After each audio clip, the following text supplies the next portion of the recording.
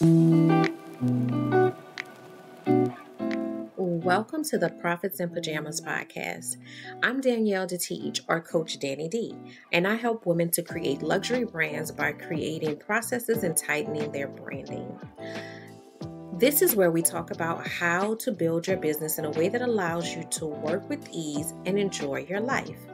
My happy space is spending as much time as humanly possible in my pajamas, and I want to help others to find their happy space while still running profitable businesses. So get comfortable and let's dig in.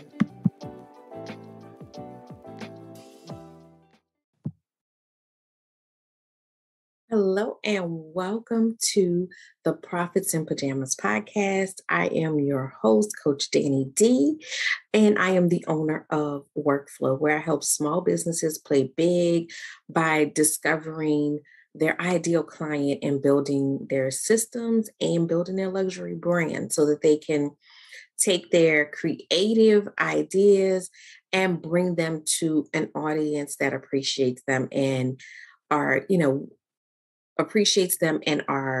aligned with everything that their business is about. So that's what I do. The Profits in Pajamas podcast is all about learning how to work with ease.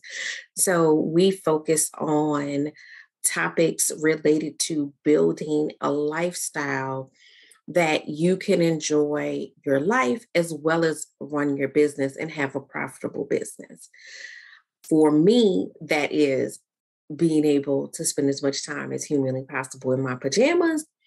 For you, it may be something different. I also love to travel. I love to spend time with my friends. It may be that, you have some other passion project or hobby that you want to put your time into. Whatever that is, whatever your successful life looks like, you should be able to live that life and run your business and not have one overtake the other.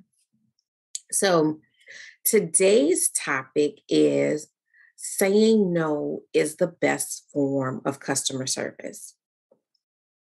And this is something that I wholeheartedly believe. And every time I say it to someone, I get that weird look of what? Like, how is that it? Because we've been taught for so long that, say yes, say yes, say yes. The customer's always right and things of that nature. And I feel like we create stressful situations for ourselves as business owners by not being honest, by not being true to what our business model is, what our policies are, and making sure that we are, clear on what those things are and that we are sticking to those things. So let me explain a little bit further. So as business owners, we create policies, and hopefully those policies are rooted in actual, thoughtfulness that, you've thought about, okay, I've seen this happen and it doesn't go quite right like this. So I'm going to set this, policy. And sometimes it's not a formal policy so much as a boundary that you have internally. Well, what happens is, we have a customer and we want to please the customer, and the customer starts to pull us outside of our parameters, pull us outside of our boundaries. They want, this last minute thing that's, kind of impossible. They want to change how we operate. They want to work outside of the systems that we put in place. Okay. So, sometimes we accommodate those things, sometimes we don't.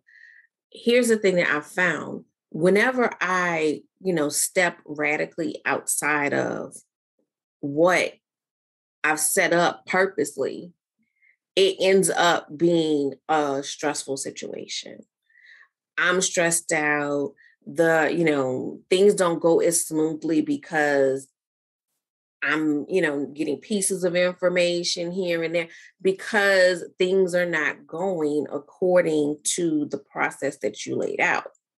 And you didn't lay out that process haphazardly. You laid it out for a reason because you've learned through trial and error that this is the best practices to make sure that things go smoothly.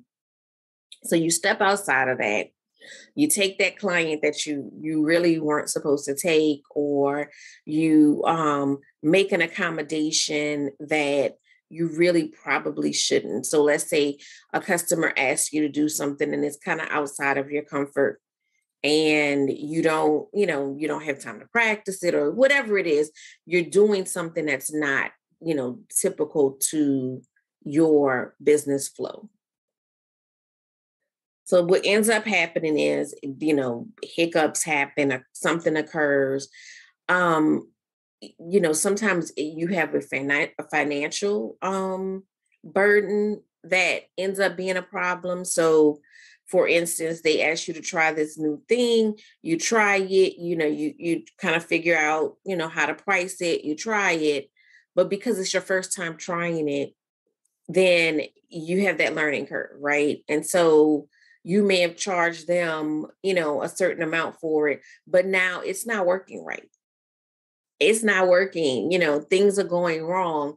And now you're having to fix it because you still have to produce this end product. You're having to fix it. And most likely you didn't charge what you really should have charged to do this thing, and you didn't have the time to research it and actually, you know, price it out properly. So now your back is against the wall and you're losing money on this job because you didn't say no. Or I've had this happen several times where I took on an order and I shouldn't have took on that order. I knew I shouldn't have took on that order, but I didn't want to say no. But then now I'm in a situation where I have that order plus whatever was already on my plate. And now I can't be the best me for the people who were in accordance with my process, who were, they did everything right. And now I'm struggling to try to do what I need to do for them and do what I need to do for this other person. And I don't know if it's just me, but for me, it always tends to be that the other person didn't even pay, enough for me to go through this stress. Even though I might have charged them, you know, for the rush or whatever it is, they still did not pay enough for the stress that they caused in my life. So that's why I say saying no is the best form of customer service, because when I stick to my policies, when I stick to the things that keep everything moving smoothly, that make sure that everybody's getting the top quality of product, everybody is getting, everything that they need to get, then I am looking at my ideal client and I'm saying, I honor you so much that I won't get distracted by these other people so that I can be the best me for you. Because I don't want to come to you frustrated because I'm dealing with this headache over here.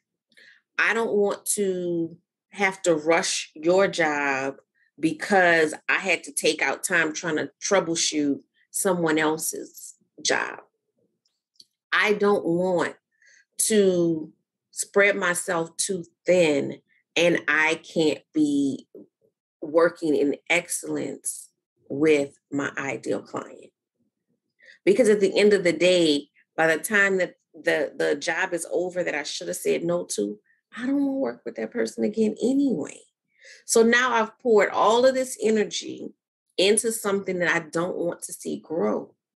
And I have something over here that I definitely want to see grow. And I've pulled my energy away from that. So I want you to think about that. I want you to be very thoughtful about how you are focusing your energy, because sometimes we want to try to do it all and grab it all. But sometimes you just have to, no, this is not it. This is not it. And I need to put my foot down, and I need to be able to say no and be comfortable walking away, because I know that in saying no over here, I'm doing so much for my ideal client, because I am putting them first and I'm honoring them, because they ultimately are what is, growing my business. Because the more I can please my ideal client, the more they're going to come back and be a loyal client, the more they're going to refer me to their friends and colleagues that are similar to them. So also more of my ideal clients, they are going to give excellent reviews. So then those reviews lead to more clients. So it's really just setting boundaries around who you are as a business owner, who you serve, and knowing that by setting those boundaries, it's freeing you up to give the best possible customer service to your actual customer. And not and it doesn't have to be, that no doesn't have to be nasty. It doesn't have to be any of that, because I do see people that are like, they get offended and all these things by things that prospects say and do.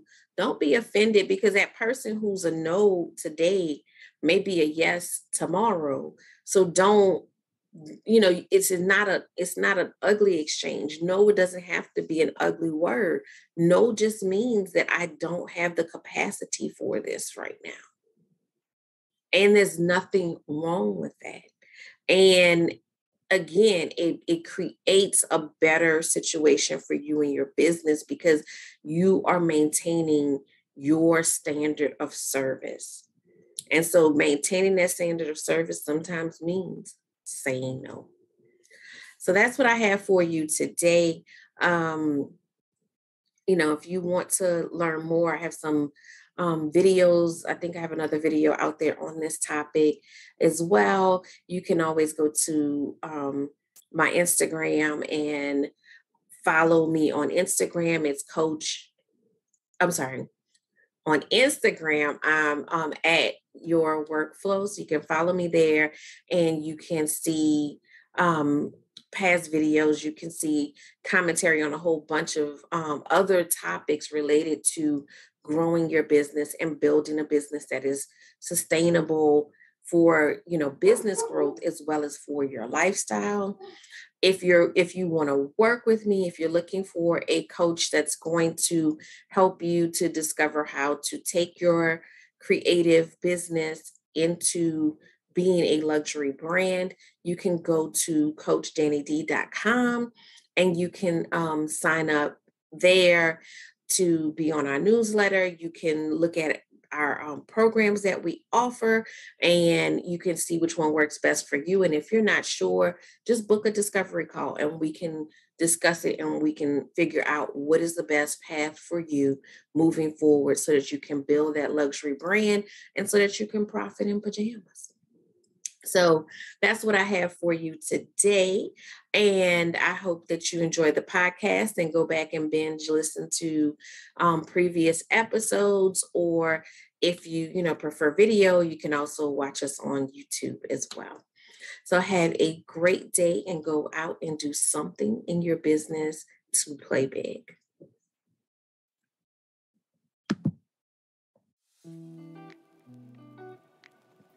Thank you for listening to the Profits in Pajamas podcast.